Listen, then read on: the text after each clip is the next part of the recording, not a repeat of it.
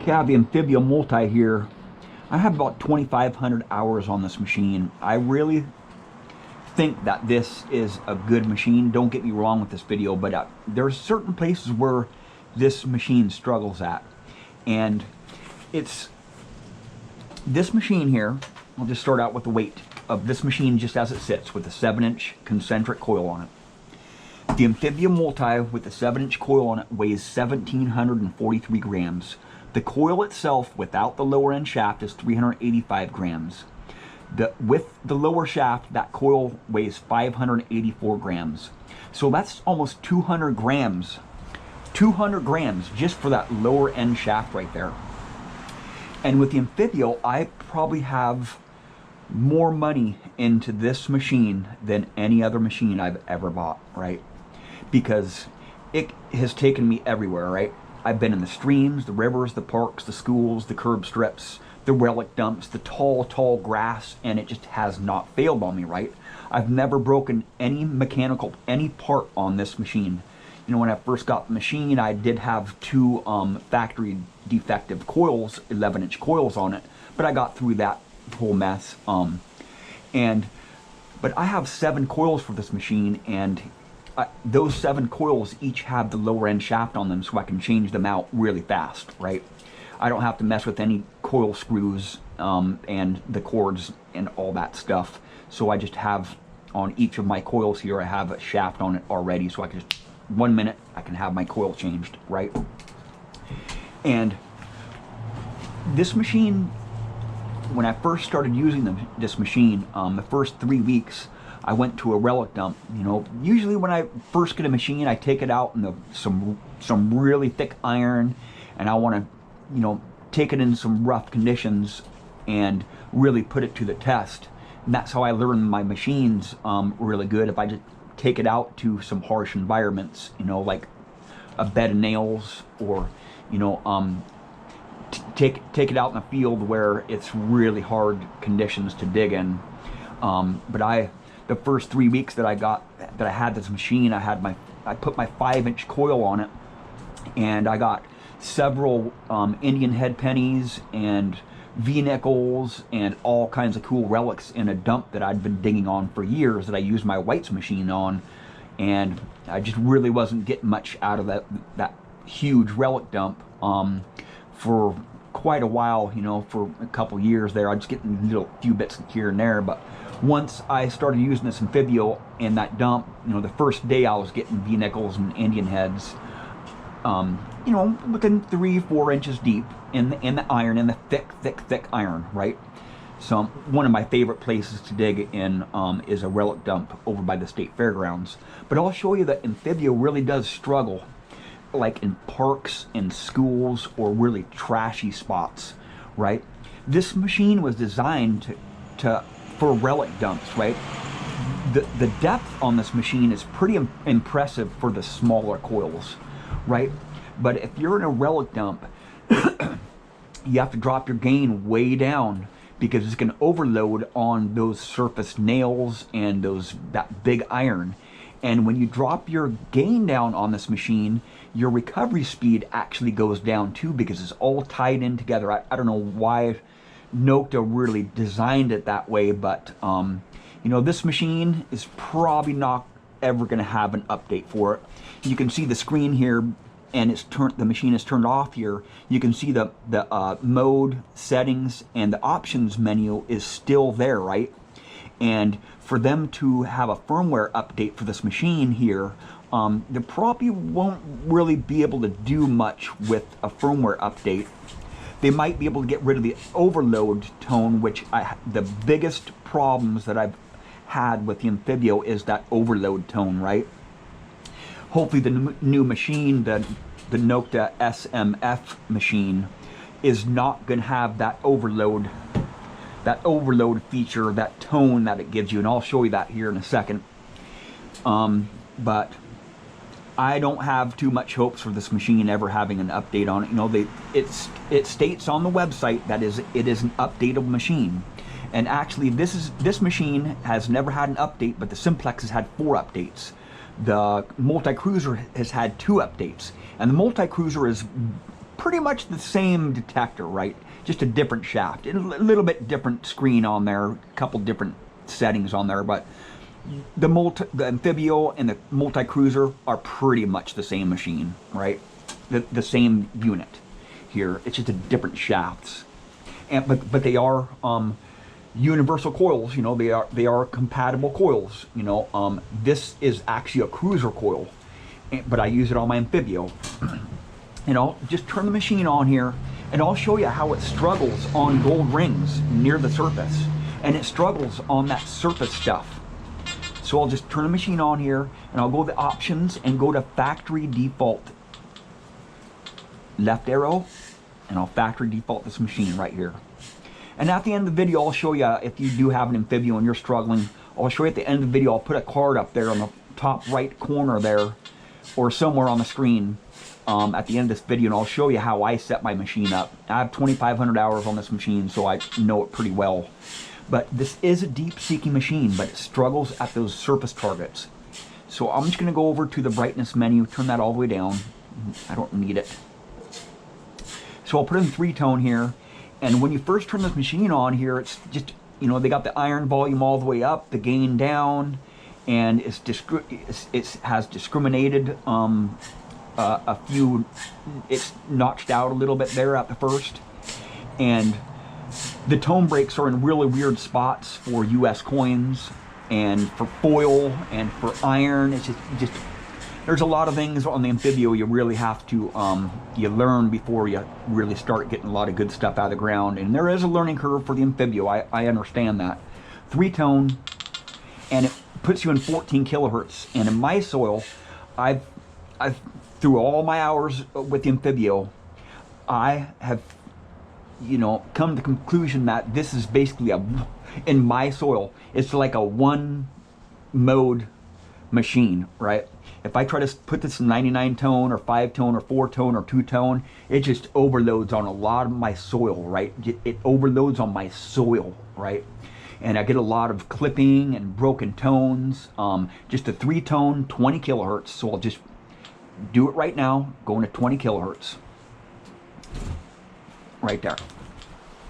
And I have some gold rings here, and I'll just show you a big honking gold ring. Watch.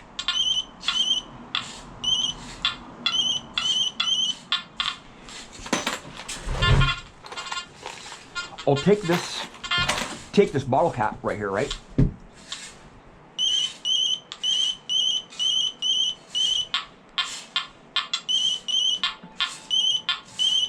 You know, I'm 3 inches away from that coil right there, right? And I've had big problems with this machine in parks and schools because there's so many pull tabs and bottle caps, and the jewelry, these gold rings are right near the surface, right, in grass. You know, I can, you know, the grass roots want to grab hold of these rings and hold them and suspend them up near the surface, right? I usually don't find too many deeper gold rings, right? And it's just common for me to find rings near the surface, right? They don't want to drop through those roots of the grass. Jewelry's the same way, right? Like herringbone necklaces, they really don't drop below that root layer on the grass because those roots suspend that in the grass roots. So I'll just swing it over some gold rings here, right? Overload, right? That overload tone disables this machine, right? A honking white gold ring right here. It's hitting it pretty good, but at deeper depths, if you're going to hit on a ring at deeper depths, this machine will hit on them, right? Another gold ring right here. Actually, that's 2 of them.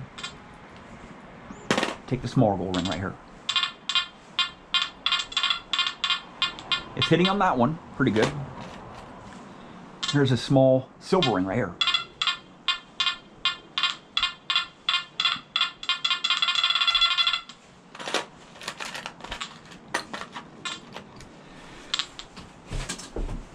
So if you have this machine set at factory default, you're going to struggle big time.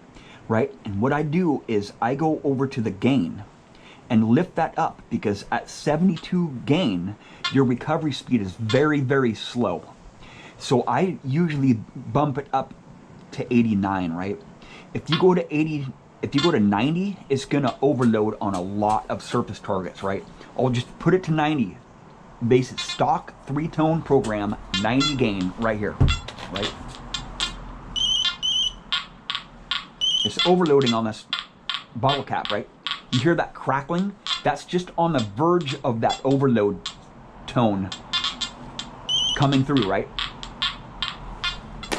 And what's unfortunate about that is you find a lot of bottle caps at the same depth as these gold rings, right? Now I'll swing this gold ring over here, right? It's on the verge of overloading, right? That's the overload tone. That's at about 2 inches deep, right? And I find a lot of gold rings, a lot of rings and a lot of jewelry 2 inches deep, right? Once I go deeper here, it'll hit it, right? Here's the bottle cap. Overload, right? Completely disables this machine, man. I'll go with a small silver ring right here. This ring right here, I found about 2 inches deep. And this machine is being overloaded by this machine at 2 inches deep right here. Right? I'll go deeper here. It's giving me a mid-tone because it's such a small ring there, right? I'll go to a big honking white gold ring here, right?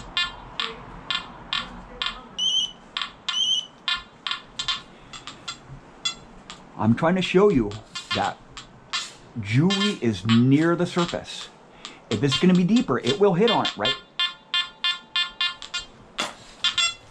Now we'll swing a small gold ring that Jim found with his detector, with his MX7 in a field here, right? It's hitting it good right there. It's giving me a nice mid-tone. But if I have these settings right here when I'm in a park, foil, I'm going to dig up so many pieces of foil, it'll just drive you nuts. So I'll go down to the tone break here, right? And go up to 19. That's really what I like having this set at, because like on these pieces of foil here, I don't know if I have a piece of, this is a piece of can slaw here. On that foil, it'll give you a broken tone, right? So you're not digging up so much foil. But I'll swing this gold ring, this small gold ring over here, over the coil here. It's giving me a low tone. So with this machine here, if you're biasing iron, if you have your tone break up too high, it's going to bias that iron, and it's going to give you an iron tone all on those smaller gold rings here. There's another small gold ring here somewhere, right here.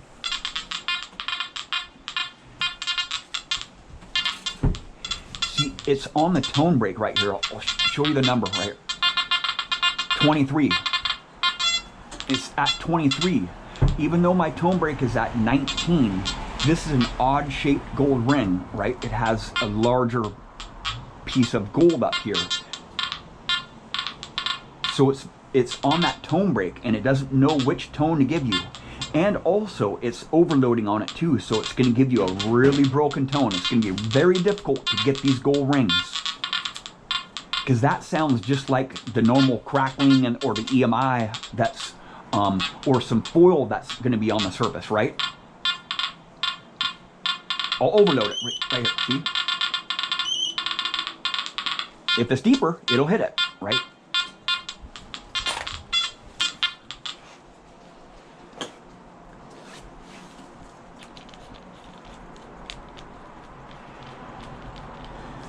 So, let's see if I can do this real quick here.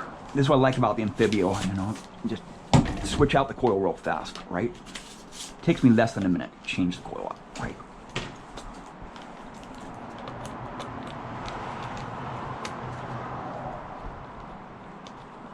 And I'll show you this coil here, right? This coil, you have to have a little bit different settings, you know. You can really overpower this coil, and it'll do a lot better than that concentric coil. Oh, I did save my settings just now, so when I turn the machine back on, it's going to go back to factory default. So I'll just I'll go to 99 tone here, right? 99 tone, stock.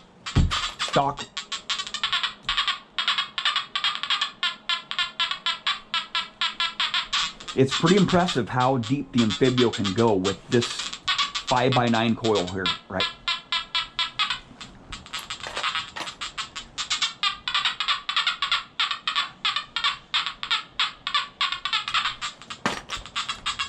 Watch.